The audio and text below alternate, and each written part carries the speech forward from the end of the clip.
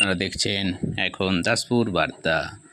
পশ্চিমবঙ্গ রাজ্যের শিক্ষা দপ্তরের নির্দেশে পশ্চিম মেদিনীপুর ডিপিএসসির অধীন কুকুরদহ চক্রের অন্তর্গত যোধ ঘনশ্যাম মেইন প্রাথমিক বিদ্যালয়ে হর ঘর তিরঙ্গা কর্মসূচি 2026-এর এক ঝলক।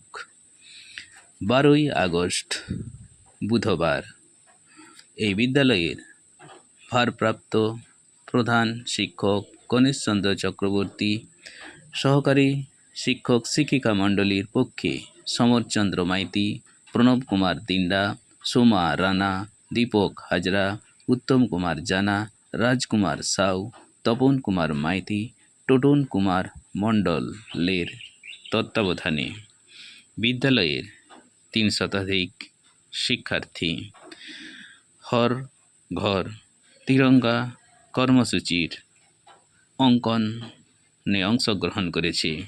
এদিন তারা রং তুলির সাহায্যে ভারতের জাতীয় পতাকা তিরঙ্গা অঙ্কনে সোৎসাহে অংশগ্রহণ করেছে।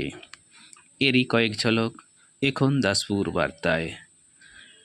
Like and follow with subscribe and share এখন দাসপুর বার্তা। এই দাসপুর বার্তায় যুক্ত হন, আলোর পথে এগিয়ে চলুন।